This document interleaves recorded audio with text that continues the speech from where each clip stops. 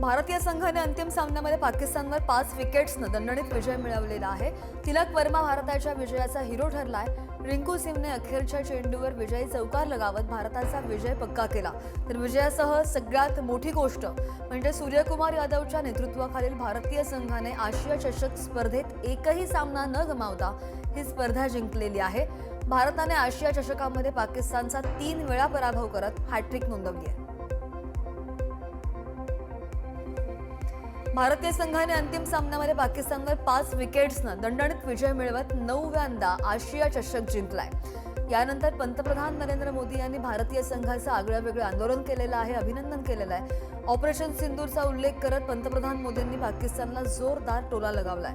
तर पंतप्रधान नरेंद्र मोदी यांनी एक्सवर पोस्ट करत ऑपरेशन सिंदूर असो किंवा खेळाचं मैदान, निकाल एकच तो म्हणजे भारताचा विजय असा टोला लगावत पंतप्रधान मोदी यांनी भारतीय क्रिकेट संघाचं अभिनंदन व्यक्त केलंय.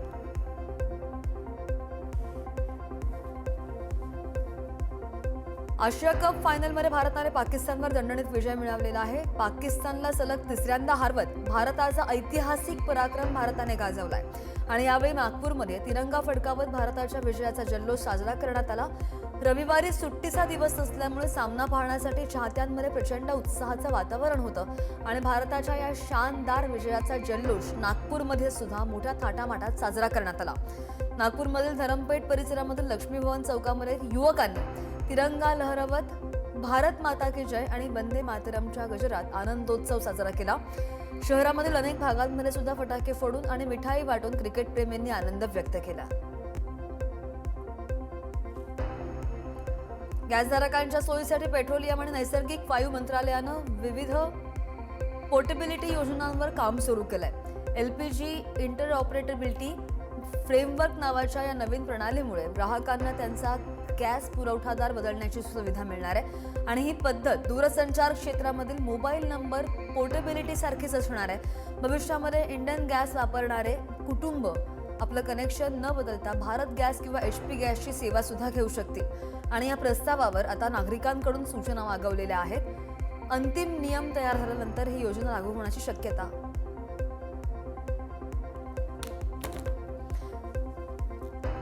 तामिळनाडूमधील अभिनेता विजय थलपतीच्या रॅलीमध्ये झालेल्या चेंगराचेंगरीमध्ये 40 जणांचा मृत्यू झालेला असून 95 जण जखमी झालेत आणि त्यानंतर थलपतीने मृतांना प्रत्येकी 20 लाख रुपये आणि जखमींना 2 लाख रुपयांची मदत जाहीर केली आहे. 50,000 लोकांच्या गर्दीमध्ये 10,000 लोकांसाठीच परवानगी होती.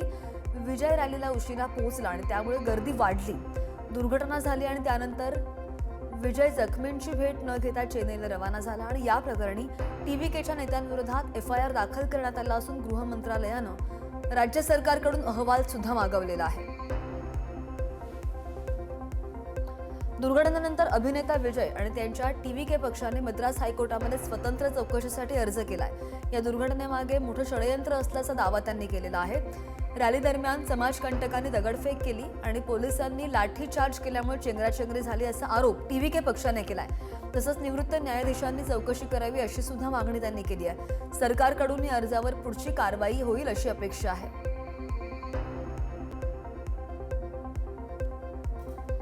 पश्चिम बंगालमधील बहरामपूर इथल्या दुर्गा पूजा समितीने महिषासुराच्या रूपामध्ये अमेरिकेचे राष्ट्राध्यक्ष डोनाल्ड ट्रम्प यांचं चित्रण केलंय. ट्रम्प यांनी भारतावर लादलेल्या शुल्कांमुळे देशाचा विश्वासघात केलाय आणि म्हणून त्यांना राक्षसाच्या भूमिकेमध्ये दाखवण्यात आल्याचं समितीनं म्हटलेलं आहे.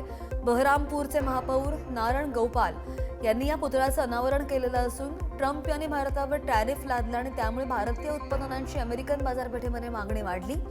ट्रम्प यांच्या या कृतींमुळे दोन्ही देशांमधील तणाव वाढल्याचं चित्र स्पष्टपणे दिसून येत आहे. हैदराबादमध्ये 26 तारखेला एकाच दिवसात 194.1 मिलीमीटर पावसाची नोंद झालेली आहे, जो सामान्य पावसापेक्षा 408% जास्त होता. सततच्या जोरदार पावसामुळे आणि उस्मान आणि हिमायत सागरमधून पाणी सोडलं गेलं, त्यामुळे मुसी नदीच्या पाणी पातळीने धोक्याची पातळी ओलांडली आणि त्यामुळे आसपासच्या वसाहतींमध्ये पाणी साचलेलं आहे. लोकांची घरं पाण्याखाली गेली आहेत. बचाव कार्यामध्ये सुमारे अनेक हजारो लोकांना सुरक्षित स्थळी हलवण्यात आलंय. प्रशासन सतत जागरूक असून परिस्थितीवर लक्ष ठेवू नये तर नागरिकांना सतर्क राहण्याचा सल्ला सुद्धा दिला गेला आहे. राष्ट्रीय स्वयंसेवक संघाच्या शताब्दी वर्षानिमित्त पंतप्रधान नरेंद्र मोदींनी संघाच्या स्वयंसेवकांचं कौतुक केलंय. संघाच्या प्रत्येक प्रयत्नांमागे राष्ट्रप्रथम ही भावना असते असं सुद्धा मोदींनी म्हटलंय. गेल्या शतकामध्ये संघाचं स्वयंसेवक व्यक्ती निर्माण आणि राष्ट्र निर्माणच्या उद्दिष्टाने मातृभूमीसाठी निस्वार्थ सेवा करतायत. सेवा, समर्पण, संघटन आणि शिस्त या गुणांनी संघाची ओळख ठरल्याचं सुद्धा पंतप्रधान म्हणालेले आहेत. तर पंतप्रधानांनी RSSच्या गौरवशाली वाटचालीबद्दल अभिमानही व्यक्त केलाय. भविष्यामध्ये सुद्धा ही प्रेरणा कायम राहील अशी अपेक्षा सुद्धा त्यांनी व्यक्त केली आहे.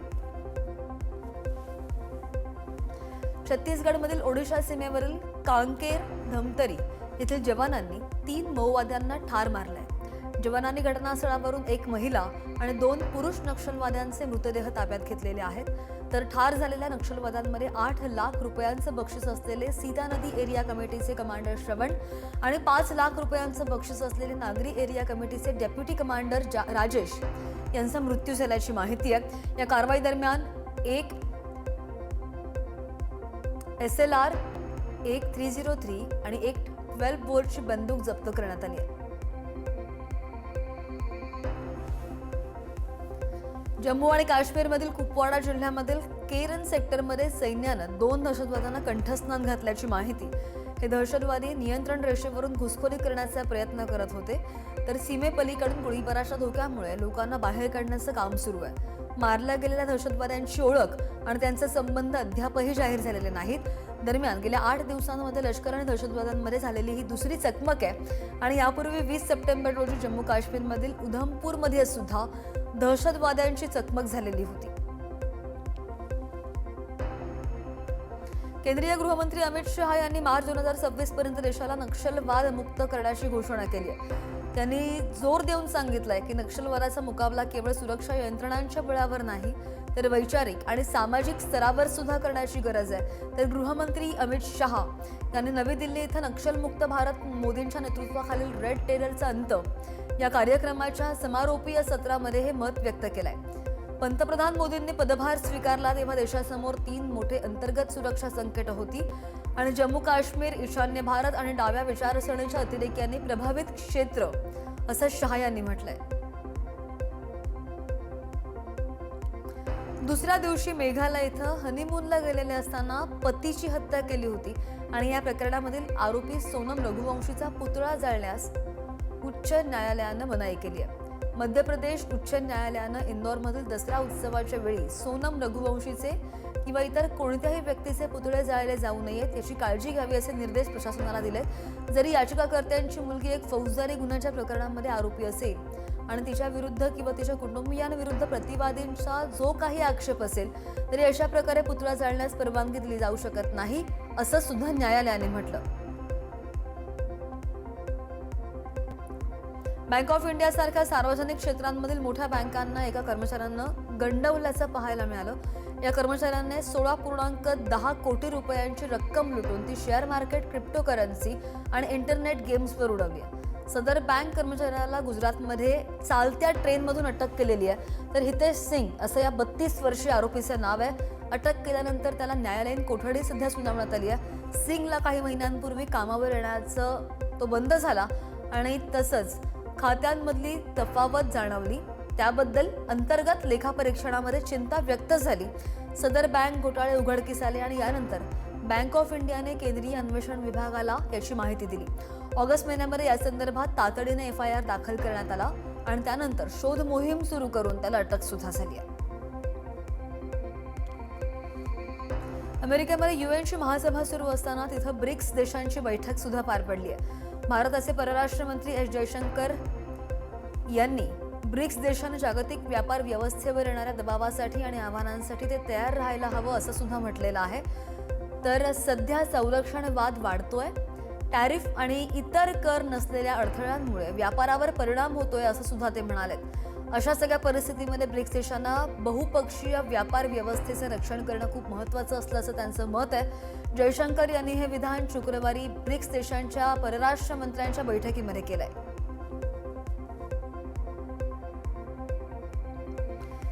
रशियाने युक्रेनवर रविवारी ड्रोन आणि क्षेपणास्त्रांनी मोठा हल्ला केला, ज्यामध्ये 4 जणांचा मृत्यू झालेला असून अनेक जण जखमी झालेले आहेत. या हल्ल्यामध्ये राजधानी कीवला लक्ष्य केलं गेलं, तर गेल्या महिन्यामध्ये कीववर झालेल्या हवाई हल्ल्यामध्ये नंतरचा हा पहिलाच मोठा हल्ला आहे.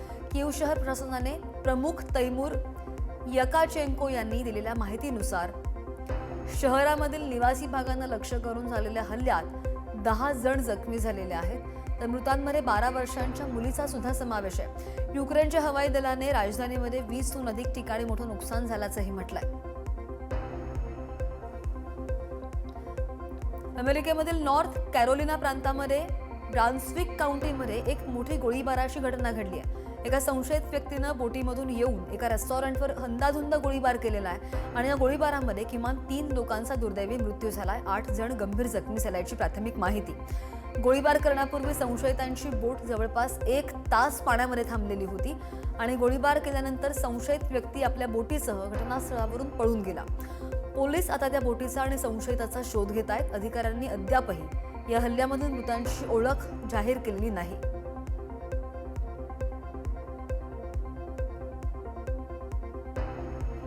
नेपाळचे माजी पंतप्रधान के.पी. शर्मा ओली आणि इतर 5 जणांना काठमांडू सोडण्यास मनाई करण्यात आली आहे. जनजी चळवळी दरम्यान झालेल्या गोळीबाराच्या घटनेची चौकशी करण्याच्या सर्वोच्च न्यायालयाच्या निवृत्त न्यायाधीश गौरी बहादूर यांच्या अध्यक्षतेखालील न्यायिक आयोगानं हा निर्णय घेतल्याची माहिती. आयोगाने या नेत्यांचे पासपोर्ट निलंबित करण्याचे आणि कडक देखरेखीचे आदेश सुद्धा दिले. आयोगाच्या परवानगीशिवाय कुणीही काठमांडू सोडू शकत नाही असं आयोगाने स्पष्ट केलंय.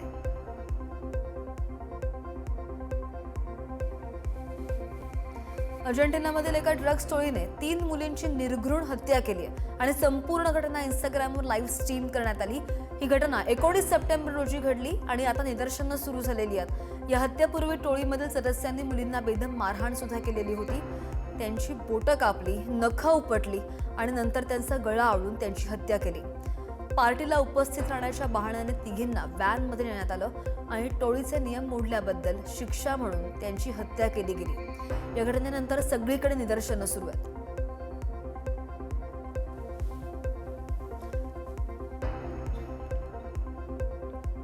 इस्रायल अमेरिका हल्ल्यानंतर केवळ 3 महिन्यांमध्ये संयुक्त राष्ट्रांनी इराणवर पुन्हा व्यापक निर्बंध लागू केलेत.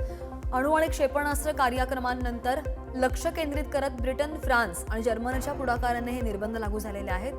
रशिया आणि चीनच्या विरोधाला न जुमानता हा निर्णय घेतला गेलाय आणि त्यामुळे इराणमध्ये आर्थिक संकट गंभीर होत चाललंय.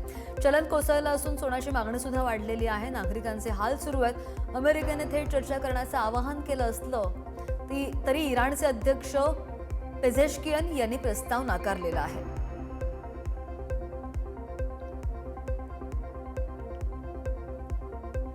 रशियाने अमेरिकेला मोठा इशारा देत भारताच्या निर्णय क्षमतेचं कौतुक केलंय.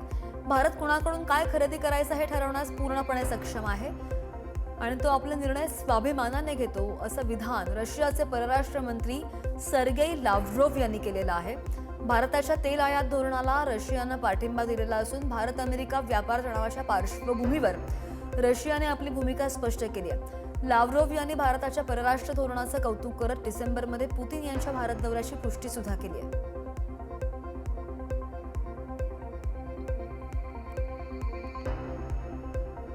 रशियाचे राष्ट्राध्यक्ष व्लादिमीर पुतीन येत्या डिसेंबरमध्ये नवी दिल्लीमध्ये भेट देणार आहेत. रशियाचे परराष्ट्र मंत्री सर्गेई लाव्हरोव्ह यांनी संयुक्त राष्ट्र महासभेमध्ये ही माहिती दिली आहे. त्यांनी भारत रशिया संबंधांचं कौतुक करत व्यापार, लष्करी आणि तांत्रिक सहकार्यावर सुद्धा भर दिला. अमेरिकेने लादलेलं टॅरिफ भारत रशिया आर्थिक भागीदारीवर परिणाम करणार नाही, असं सुद्धा ते म्हणाले. भारताचे परराष्ट्र मंत्री एस जयशंकर यांना त्यांनी सन्मान सुद्धा दिला. तसंच भारत आपल्या भागीदारांची निवड स्वतंत्रपणे करतो असा विश्वास सुद्धा लाव्हरोव्ह यांनी व्यक्त केलाय. संयुक्त राष्ट्र महासभेच्या 80व्या अधिवेशनामध्ये भारताचे परराष्ट्र व्यवहार मंत्री डॉक्टर एस जयशंकर यांनी जागतिकीकरण थांबणार नाही असं ठामपणे म्हटलंय. देशांमधील व्यापार आणि सहकार्य भविष्यामध्ये सुद्धा अविरतपणे सुरू राहणार असं सुद्धा ते म्हणालेत. जागतिक अर्थव्यवस्था सकारात्मक दृष्टिकोनातून पुढे जाणं आवश्यक असल्याचं सुद्धा मत त्यांनी मांडलंय. दहशतवादासारख्या गंभीर जागतिक समस्यांवर भारताची भूमिका स्पष्ट करत जागतिक शांतता आणि विकासासाठी आंतरराष्ट्रीय सहकार्य वाढवण्यावर जयशंकर यांनी भर दिला.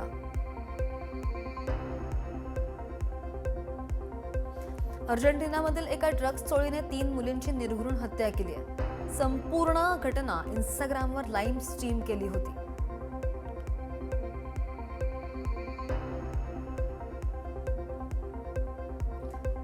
सप्टेंबरला येमेनच्या रास अल ईसा या बंदरावर एका पेट्रोलियम गॅस टँकरवर इस्रायली ड्रोननं हल्ला केला, जे हुथी बंडखोरांच्या नियंत्रणाखाली असल्याचं पाकिस्तानचे गृहमंत्री मोहसिन नक्वी यांनी सांगितलंय. या टँकरमध्ये 24 पाकिस्तानी, 2 श्रीलंकन आणि 1 नेपाळी असे 27 क्रू मेंबर्स होते. टँकरचा कॅप्टन मुख्तार अकबर हा देखील पाकिस्तानी आहे.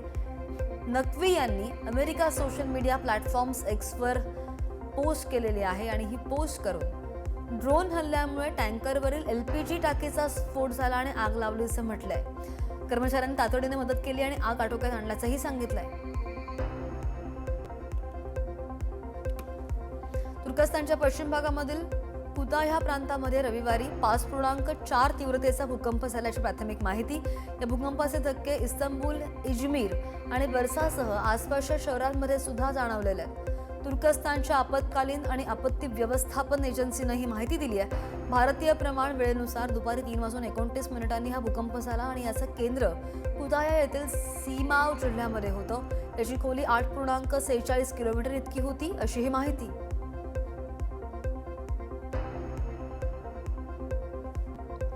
पृथ्वीचा ओझोन थर आणि आता निरोगी होऊ लागलेला आहे, असं संयुक्त राष्ट्रांनी जाहीर केलंय. मॉन्ट्रियल प्रोटोकॉल सारख्या आंतरराष्ट्रीय करारांमुळे ओझोनला हानी पोहोचवणाऱ्या रसायनांवर बंदी घालण्यात आली आणि त्यामुळे अंटार्क्टिकामधील ओझोन होल येत्या काही दशकांमध्ये पूर्ण बंद होणार असल्याचा जागतिक अंदाज आहे. जागतिक हवामान संघटनांच्या अहवालानुसार 2024 मधील ओझोन छिद्र गेल्या वर्षांच्या तुलनेत लहान झाल्याची माहिती. हे दीर्घकालीन सकारात्मक परिणाम सामूहिक प्रयत्नांचं मोठं यश मानलं जात आहे. पृथ्वीचे पर्यावरण राखण्याच्या दृष्टीनं ही दिलासादायक बाब. अरबपती इलॉन मस्क यांचे नाव अलीकडेच वादग्रस्त लैंगिक गुन्हेगारी जेफ्री एप्स्टीनशी संबंधित एका फाईलमध्ये समोर आलेलं होतं आणि या फाईलमुळे मस्क यांनी एप्स्टीनच्या US व्हर्जिन बेटांना भेट दिल्याचा दावा करण्यात येत होता. मात्र आता मस्क यांनी हे सगळे दावे फेटाळून लावले. उच्च प्रोफाईल पाहुणे अल्पवयीन मुलींची गैरवर्तन करत असलेल्या त्या बेटावर आपण कधीही गेलो नाही, असं सुद्धा त्यांनी म्हणत स्पष्टपणे नकार दिलाय. 27 सप्टेंबर 2025 रोजी डेमोक्रॅटिक खासदारांनी जारी केलेल्या 6 पानी दस्तऐवजामध्ये इलॉन मस्क यांचं नाव दिसलेलं होतं आणि या वृत्तांना उत्तर देताना मस्क यांनी स्काय न्यूजवर टीका केली आहे. ही पूर्णपणे दिशाभूल करणारी बातमी असल्याचं त्यांनी म्हटलंय.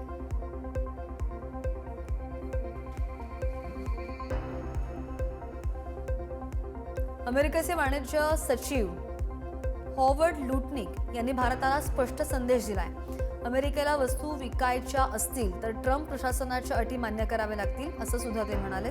भारताला रशियाकडून तेल खरेदी थांबवणं, ब्रिक्समधून बाहेर पडणं आणि अमेरिकेला पाठिंबा देणं आवश्यक असल्याचं सुद्धा त्यांनी म्हटलंय. भारत अमेरिका द्विपक्षीय व्यापार करारासाठी पियुष गोयल यांच्या नेतृत्वाखाली उच्चस्तरीय शिष्टमंडळ अमेरिकेमध्ये चर्चा करत आहे. भारत लवकरच ट्रम्प यांच्यासोबत वाटाघाटी करेल आणि नवीन करारासाठी तयारी करेल, अशी माहिती सुद्धा लुटनिक यांनी दिली आहे.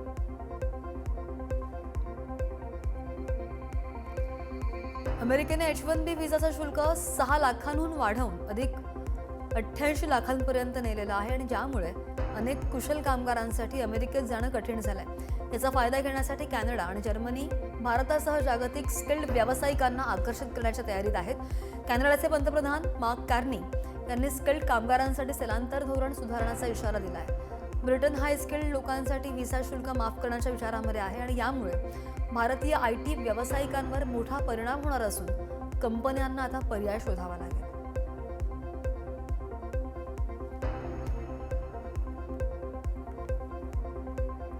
रशियाने अमेरिकेला मोठा इशारा देत निर्णय क्षमतांचं कौतुक केलंय.